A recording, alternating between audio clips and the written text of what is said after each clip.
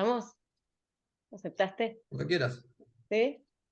Estamos en la edición de Políticas Públicas y Sostenibilidad de El Ecotón. Ecotón acá en Ecocenter. Estamos muy contentos de recibir a Adrián Albiolite. Adrián Albiolite es abogado, es experto en patentes, es magíster en Derecho Empresarial de la Universidad Austral y un sinnúmero de títulos, asesor de la Secretaría de Transferencia y Vinculación Tecnológica de la Universidad Nacional de Mar del Plata y una trayectoria política como un gran representante de nuestra ciudad de Mar del Plata, partido de General Pueyrredón y Batán.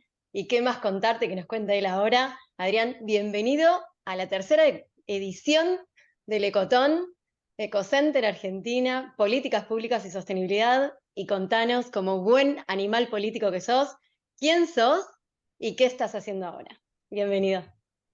Hola Guadalupe, un gusto participar en esta tercera edición de Cotón.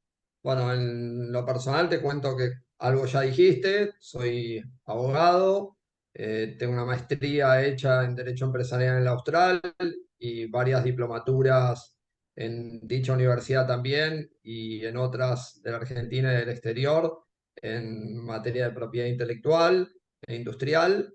Y dirijo el departamento de propiedad intelectual del estudio jurídico Rawson, donde me desempeño y soy socio fundador de una consultora que lleva el nombre del Laboratorio de Propiedad Intelectual y Nuevas Tecnologías, la TECHPI. Actualmente, como podrás apreciar, estoy en mi oficina, trabajando como lo hago habitualmente. Como dijiste que tuve un paso por la función pública, te cuento que tuve a cargo originalmente la dirección de relaciones con las ONG, la dirección de cooperación internacional. Fui subsecretario de control municipal 6 años, que es una dependencia bastante compleja y tiene a cargo las direcciones de tránsito, las direcciones de inspección general, las direcciones de transporte, el departamento de pesca y la dirección de licencias de conducir. Y fui el primer secretario municipal de seguridad, justicia municipal y control de la ciudad de Mar del Plata y Batán. ¿Te quedó algo, Adrián? Estuviste. Siempre hay cosas por hacer. ¿Cómo fue ese paso, esa trayectoria? Nos conocemos hace ya casi 23, 4 años y bueno, fuiste testigo de mis primeros pasos en mi profesión. La verdad que uno nunca sabe cómo la vida nos va a terminar ahí uniendo y gracias a vos tenemos la marca Ecotón registrada, ¿no? Recientemente llegó el título, así que estoy muy contenta y muchísimas gracias por eso. ¿Y cómo es ser sostenible en áreas tan digamos, tan así, tan de control, ¿no? Y claro que estás a cargo de tantas áreas diferentes, pero que deben tener algún punto común para poder desarrollar eso sosteniblemente. ¿Cómo relacionas la sostenibilidad con esas áreas? Además de las ONGs y de cooperación internacional, ¿qué experiencias has tenido en cuanto tal vez al plan estratégico o cómo has relacionado esto de cara a una sociedad más sostenible? Bueno, sí, sin lugar a dudas, una ciudad sostenible es una ciudad que invierte en planificación. Sin planificación no hay futuro y para planificar hay que estudiar, hay que abocarse a analizar determinadas cuestiones que son esenciales para el crecimiento y el desarrollo de una ciudad y hay que manejarse y acostumbrarse a trabajar con indicadores, algo que sin lugar a dudas la gestión pública está un poco desacostumbrada, porque eso implica tener puntos de referencia donde uno va midiendo su propio desempeño, se va evaluando y esos indicadores tienen que tener transparencia para que sean creíbles. Así que en lo personal te cuento que mi visión sobre la sostenibilidad y cómo llevar adelante los procesos que encaré en mi vida fueron simplemente teniendo el equilibrio que necesita cada intervención donde uno va teniendo que ejecutar decisiones estratégicas que implican producir cambios y que esos cambios muchas veces generan reacciones que no siempre son en primera instancia aceptadas ni entendidas, con lo cual, por un lado, buscar lograr satisfacer intereses, necesidades, expectativas de todas las partes involucradas en los procesos para que esos cambios, que a veces son cambios que parten de una nueva legislación o a veces en normas de procedimiento, de cuestiones que a lo largo de los años se ejecutaron mal y que merecen un cambio, o que no se ejecutaron mal, pero que las nuevas tecnologías o la realidad contemporánea hacen que sea necesario producir ajustes, modificaciones, y que muchas veces, como dije antes, tanto internamente como externamente, somos o tenemos una tendencia reaccionaria a esos cambios. Entonces, por un lado, buscar esa pauta de equilibrio, por otro lado, no tomar decisiones que puedan comprometer de alguna manera eh, no solamente los ejercicios fiscales venideros, sino puedan comprometer de alguna manera el trabajo que hay que ejecutar, no solamente el día de mañana, sino en los años subsiguientes. Con lo cual, cuando uno toma una decisión, esa decisión tiene que estar muy bien analizada, muy bien estudiada, tiene que tener una pauta de instrumentación adecuada, pero sobre todo tiene que ser parte de un proceso verdaderamente participativo, porque las mejores enseñanzas dan cuenta de que cuando un proceso se hace con la participación plural de todas las partes involucradas, ese proceso es aceptado, ese proceso es tomado como propio, y como es tomado como propio, también es querido. Y cuando algo es querido, es cuidado, es respetado y es defendido como sociedad y como proyecto. Entonces, en todos los órdenes de la vida, pero también en el laboral, en el profesional, y los que tienen que tener responsabilidades en la función pública, creo que es fundamental tomar como base esas pautas para que podamos construir una sociedad no más justa, pero sí más equitativa. Adrián, me hablabas de indicadores y en las áreas donde vos recogiste tu trayectoria, tu experiencia, por ejemplo, yo pienso, ¿no? Claro, sostenibilidad, infraestructura, calles, seguridad vial, controles, cámaras, tecnología, todo esto hacia la sostenibilidad y a la planificación de una ciudad inteligente, que, bueno, un poco sintetizo lo que estás comentando en cuanto a la planificación y después a la instrumentación de esa planificación. Entonces, en esos indicadores, si me tuvieras que dar los tres más importantes para hacer un denominador común con tres indicadores, tres formas de medir, ¿qué me dirías? ¿Semáforos, por Bueno, ejemplo? depende de las áreas de abordaje, pero para ponerte un ejemplo, si vos necesitas saber qué efectividad tiene una política pública, por ejemplo, reducir la siniestralidad vial producto de el consumo de alcohol, y para eso tenés que realizar determinados controles de alcoholemia, como históricamente o hace muchos años se vienen ejecutando, vos tenés que partir de una base. Bueno, ¿cuál es tu base? ¿Cuántos, cada 100 controles que vos haces, cuántos conductores circulan portando una gradación alcohólica o conduciendo con una gradación alcohólica más elevada que la permitida? Ahí tenés una base. Supongamos, como era cuando tomé el cargo de la subsecretaría de control, esa tasa era del 30 y pico por ciento, ahora no recuerdo exacto cuánto.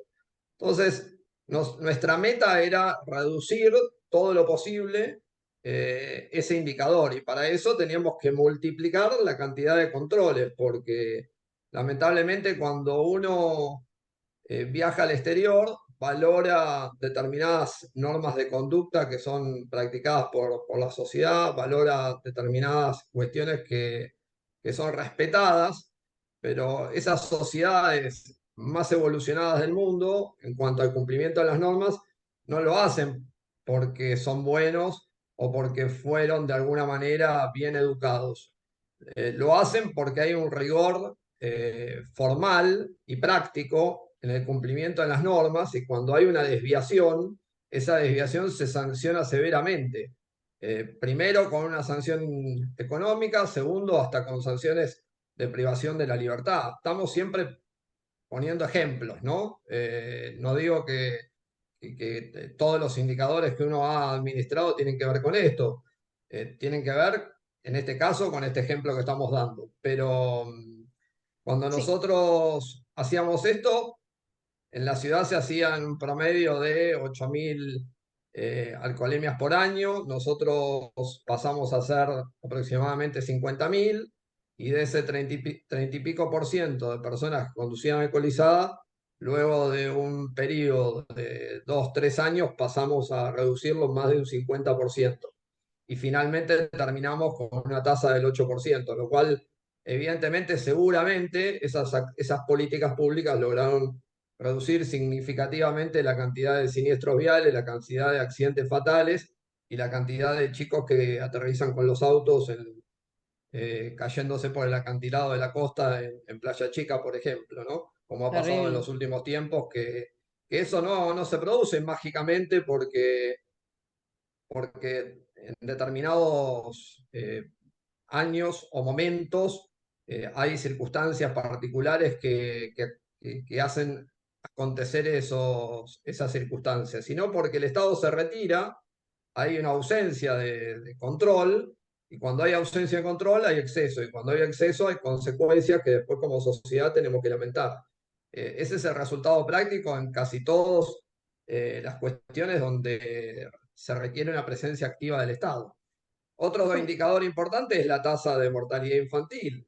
Si nosotros queremos que cada vez menos niños puedan perder la vida en los primeros meses o en los primeros años de vida, bueno, naturalmente hay que trabajar en programas de nutrición infantil, en programas que tienen que ver con el cuidado de la salud, en programas que tienen que ver con los procesos para las mujeres gestantes, que tienen que tener las condiciones adecuadas para que durante el proceso de gestación incluso no se pierda una vida en ese mismo proceso, ¿no?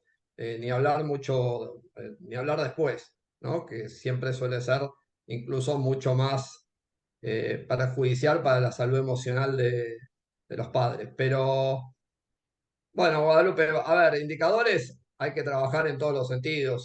Tenés que tener indicadores de cómo la ciudad va absorbiendo el agua de lluvia para saber, por ejemplo, si tenés que mejorar las pautas de impermeabilización de los suelos.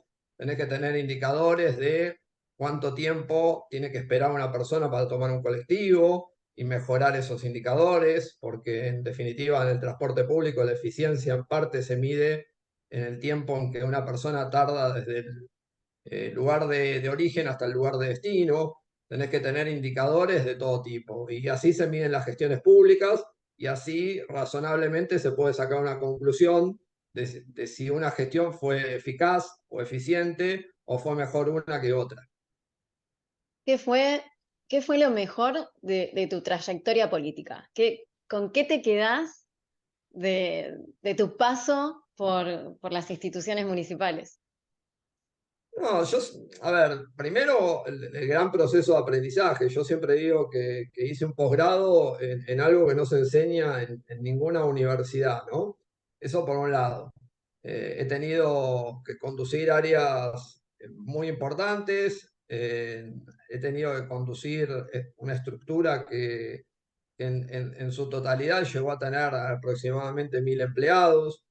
Eso, te imaginás, Guadalupe, que implica cuestiones de problemas laborales, de problemas sindicales, de reclamos, de problemas a veces que no son generados por la propia administración, sino por terceros y que tenés que resolver. Y naturalmente que con lo que más me quedo es con el aprendizaje de absorber procesos de crisis grandes, de tener la celeridad y la creatividad para poder resolverlos. El- la realidad es que en la función pública la actividad es muy dinámica, es muy rápido, todo hay que resolverlo ya.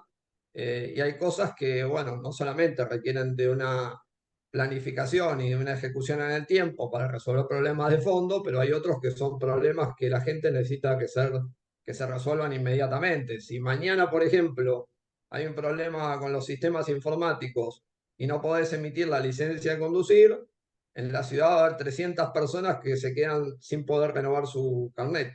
Y no renovar un carnet o una licencia de conducir implica que parte de esas personas no pueden movilizarse legalmente, parte de esas personas no pueden trabajar lícitamente porque requieren de una licencia profesional para manejar un camión, un colectivo, una ambulancia o lo que fuera. Entonces, hay problemas que requieren de soluciones inmediatas, hay problemas que requieren de una instrumentación de soluciones a corto o mediano plazo y hay problemas que obviamente requieren de una planificación ordenada y estudiada y de una ejecución bien proyectada para resolver problemas de fondo que hacen a llevar adelante una reestructuración en cuestiones estructurales que son complejas y que son las que en realidad significan un cambio profundo en la calidad de vida de los vecinos seguramente. Y cómo es esa dualidad de enfoque, ¿no? Esos puntos de vista que vos contás, que te parece todo tan rápido desde el lado de la instrumentación o la toma de decisiones en política pública, y lo que ve la gente del otro lado, que le parece todo tan ralentizado, tan lento, tan como tosco, ¿no? Como esa estructura tan elefantiásica que hace que uno del otro lado tenga que esperar y esperar esta burocracia. Qué, qué diferentes las dos dinámicas, ¿no? Los dos puntos de vista, desde el ciudadano y desde el que tiene que tomar la decisión del otro lado del mostrador, que hace a la Y lo que pasa sostenibilidad es todo que esto. lo que ha sucedido en la práctica es que en líneas generales nos hemos acostumbrado y hemos naturalizado procesos que en la práctica son sencillos, que deberían tener un dinamismo importante y un nivel de escucha por parte del funcionario público significativo y al servicio del contribuyente, y que finalmente todo eso parece que no está y que entonces el derecho, llamémosle, a peticionar existe, pero la respuesta del Estado no llega. Entonces, como no llega, uno se va cansando de reclamarla y llega un momento que ya directamente ni la reclama porque pierde la esperanza de que ese reclamo vaya a llegar a ser escuchado primero y canalizado luego. Entonces, la realidad es que sin lugar a dudas hay un descrédito en la función pública, hay un descrédito en la forma en que se llevan adelante las políticas públicas y en la forma para la cual el funcionario público se incorpora a la función pública, ¿no? Y todo tiene una razón de ser, en algunos casos fundada en personas inescrupulosas que para lo único que ingresan a la función pública es para tener un beneficio personal, pero también siempre digo que esas son excepciones, pero que la regla y en la función pública uno encuentra personas muy valiosas, muy capacitadas, muy comprometidas, tanto como funcionarios políticos como funcionarios de los diferentes estamentos de los niveles del Estado que se trate, ¿no? Ya sea organismos nacionales, provinciales, municipales, que no importa quién esté de turno llevando adelante la conducción política, que tienen un poco el compromiso de acompañar y la camiseta puesta del trabajo que desarrollan. Y la verdad que eso es interesante y es muy gratificante. También es cierto que no se va haciendo escuela y el conocimiento no va siendo transferido muchas veces y se va perdiendo calidad en la administración pública producto de esa falta de transferencia de conocimientos de los viejos Prácticos. jerárquicos, ya sea de Sí. cualquiera de los estamentos del Estado, que se jubilan, se retiran y lamentablemente no hubo un aprovechamiento eficiente de esas cualidades personales que ha tenido ese funcionario a cargo de determinadas áreas y que no ha podido pasar eficazmente la posta a los que le siguen para que esa experiencia práctica, porque no solo el hombre se construye con la teoría y con la investigación científica y con el estudio, sino que después todo eso hay que poderlo traducir en un ejercicio práctico y en una administración eficiente de ese conocimiento técnico. Y a veces no es tan sencillo. Uno puede encontrar un gran profesional que después cuando tiene que volcar esos conocimientos en la práctica no lo puede hacer. Y eso se ve muy claramente en el campo de la docencia a veces, ¿no? Cómo uno ha tenido diferentes profesores en su vida que uno sabe que son excelentes profesionales, pero que a la hora de impartir el conocimiento, de enseñar o de transmitir y transferir ese conocimiento, no son tan idóneos, no están tan preparados, no tienen ese, no digo expertise porque a veces son docentes de años, sino ese Sí, el don a veces, mentoring, un ¿no? mentoring. O esa práctica que hace que también para algunas cosas haya que hacer una especialización concreta, porque la docencia es un arte, nos vamos girando de un tema al otro, te pido disculpas, pero No, pero no te sé seguimos. finalmente si es el objetivo de la charla, pero No, bueno, es que la la educación y realidad es el que mentoreo y el seguimiento de los que van a tener que tomar decisiones cruciales, políticas y estratégicas que vienen en el futuro, que son los que, claro, tienen que recuperar esa posta y ver cómo implementarlo con los cambios que se suceden generación por generación. No es lo mismo ahora un político joven o un aspirante a ser político para poder concretar sus ideales, ¿no? Porque siempre estamos hablando de esos ideales de la juventud para generar una sociedad ideal y sostenible y que realmente tenga en cuenta un triple impacto cuando viene viciada con esa experiencia del anterior que le transmite toda su frustración política tal vez y claro, y contaminado con todos los problemas de este paradigma que tenemos hoy. Entonces, ¿cómo hacer sostenible una nueva política, ¿no? Sin tanta cosa que, bueno, no sé vos cómo ves una sociedad sustentable hoy por hoy. ¿Cuál sería tu sociedad ideal? yo creo, Guadalupe, que no es sostenible porque primero hay poca planificación a largo plazo, no hay planes estratégicos y si los hay, se construyeron, se presentaron, fueron verdaderamente participativos, como los tiene la ciudad de Mar del Plata, por ejemplo, por citar dos casos, el plan estratégico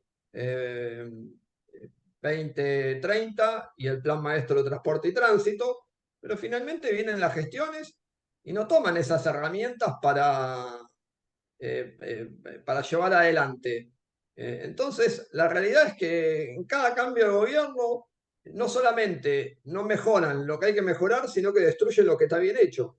Y eso es algo que los argentinos realmente tenemos que empezar a corregir. Parece que darle el crédito al que hizo algo bien está mal o no suma para el futuro personal del que le toca gobernar en ese momento. Y es un error, porque las ciudades que han evolucionado, llamémosle Curitiba como en Brasil como modelo de movilidad urbana, o Medellín como modelo en Colombia como modelo de desarrollo urbano, de desarrollo social y urbano, fueron ciudades que mantenieron una política de gestión durante por lo menos 20 años en forma medianamente sostenible, ¿no? Y siguiendo un mismo camino. Acá es como que cada 4 años estamos dando vuelta a la página y empezando de vuelta, y así no se puede hacer ningún programa, porque ningún programa se puede construir en corto plazo. Llevan muchos años las políticas públicas de fondo y no se hacen de un día para el otro. Entonces, si nosotros no tenemos en cuenta eso, la realidad es que damos un paso para adelante y dos para atrás, y eso es lo que le está pasando últimamente a la Argentina, lamentablemente. No, no hay no solo una continuidad, sino que además se pierde muchísimo tiempo. Justamente estamos valorando el tiempo como uno de los recursos más escasos, obviamente, y no se toma esa planificación a largo plazo que es tan importante en la sostenibilidad, que justamente hablamos de generaciones futuras, ¿no? De administración de recursos y de que la eficiencia en su uso y sea realmente coherente, ¿no? Y que genere una sociedad que, bueno, que pueda confiar en sí misma.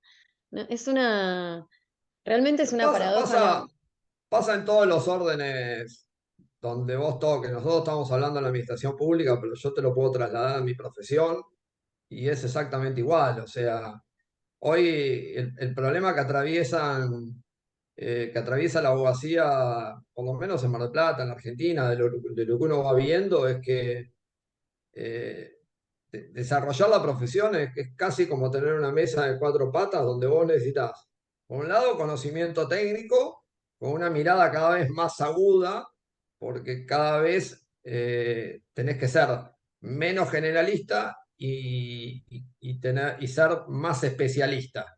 O sea, esa vieja concepción de antes, donde las ramas tradicionales del derecho se partían solamente en dos, y vos tenías un abogado penalista por un lado o un abogado que hacía civil y comercial por el otro, hoy ya requieren de una mirada mucho más especializada.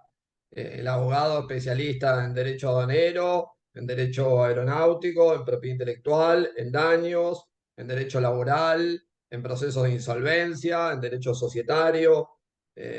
Finalmente, cuando tenés un conflicto serio, tenés que tratar de buscar un especialista, pero en líneas generales tenés que tener conocimiento técnico. Ese conocimiento técnico no se adquiere solamente por haber egresado de una universidad, sino que se adquiere con los años de experiencia y se adquiere también con posgrados que uno tiene que llevar adelante, porque lamentablemente el nivel académico universitario, si bien es bueno y te da la base, no alcanza eso solo. No, Eso por además un van lado. Es decir, apareciendo disciplinas distintas, por ejemplo, todo lo que es derecho informático, que antes no existía, pues ahora, si no, aplicar un montón no, de claro, cosas bueno, nuevas. las nuevas tecnologías van evolucionando y van cambiando las reglas de juego. O sea, eh, uno siempre dice lo mismo, pero uno está acostumbrado a que si uno es propietario de un inmueble, en la práctica hoy, si el inquilino no paga, uno tiene que hacerle un contrato de desalojo. Pero en el futuro ese contrato va a ser un smart contract con una cerradura electrónica, y finalmente el inquilino es el que va a terminar demandando al titular de dominio, porque al no pagar y estar en mora, se va a bloquear la cerradura y no va a permitir ingresar a su domicilio. O sea, cómo las tecnologías van a cambiar un poco la regla de juego, o los desarrollos inmobiliarios que se empiezan a llevar adelante mediante la tokenización o cuestiones que tienen que ver con la nueva tecnología, para poner dos casos. Pero volviendo a lo que estaba comentando, una profesión requiere conocimiento técnico, pero también requiere de una estructura.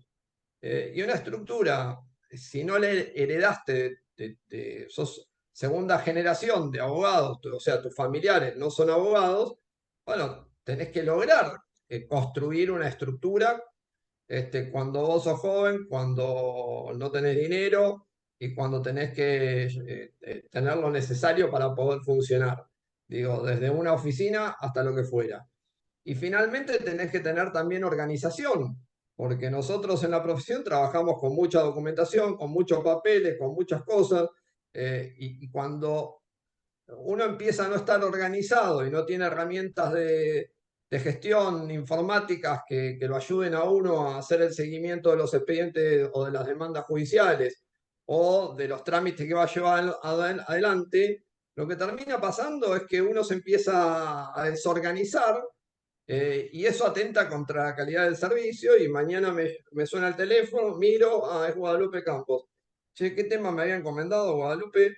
Era el de los daños de no sé qué ¿Cuál de cosa. todos? Bueno. Uy, ¿y en qué estado estaba el trámite? Bueno, no sé, no, entonces no la atiendo, y Claro, después la llamo. Y claro. después, después te entran otros problemas y después no la llamas, y al otro día Guadalupe dice, bueno, lo voy a volver a llamar. Y otra vez te suena el teléfono y otra vez estás en la misma situación y otra vez no sabes qué decirle a tu cliente, y finalmente tu cliente termina siendo un cliente insatisfecho que va a buscar otro profesional porque no logró que esa prestación de servicio que tenía que ser brindada fuera acorde a sus pretensiones. Y es lógico que pase eso, porque por más que la profesión del abogado es una profesión entre comillas barata comparada con, por ejemplo, la de un odontólogo, que se tiene que comprar una cantidad de instrumental carísimo para poder llevar adelante su profesión, la nuestra también requiere de inversiones de dinero. O sea, yo todos los meses pongo la llave en mi oficina y arranco muchos pesos abajo, y esos pesos los tengo que ir recuperando con el producido de mi actividad.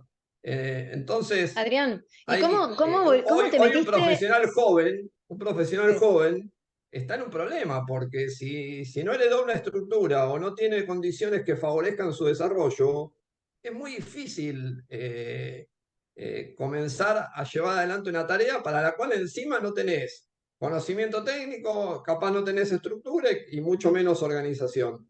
Entonces, y por eso Como todo emprendedor sufridor que somos los emprendedores. Escúchame, claro, Adrián, bueno, ¿cómo sí, pasa un poco lo decidiste? mismo, ¿no? Quiero preguntarte cómo decidiste meterte en marcas y patentes, en propiedad intelectual. ¿Cómo fue esa decisión? Contame rapidito ahí que se nos acaba el tiempo.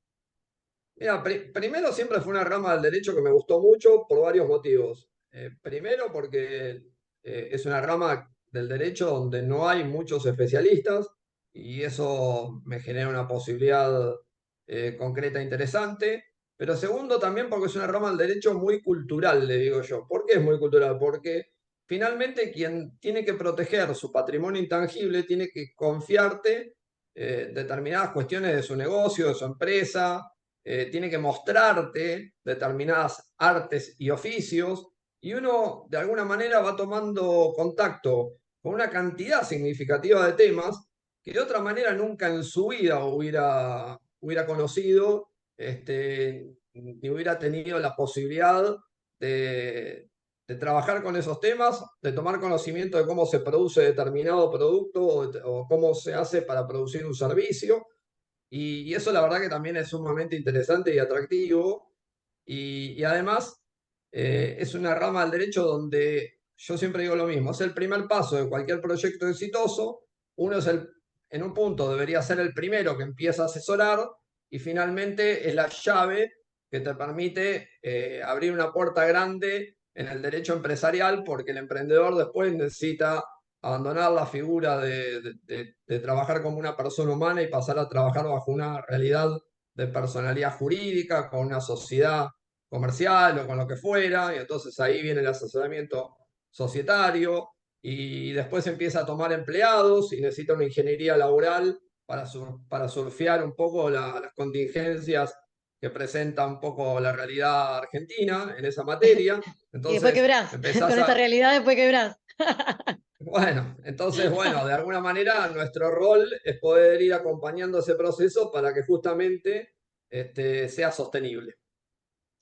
Me encanta, me encanta. ¿Y cómo hace la gente para comunicarse con vos en tu estudio? Danos los datos para que los que te escuchen ahora o en el futuro puedan contactarte y preguntarte acerca de cómo patentar o cómo registrar una idea, qué se puede registrar y qué no. Mirá, tienen muchísimas formas de ubicarnos. Estudio Rawson es un estudio jurídico de derecho empresarial, que somos varios socios.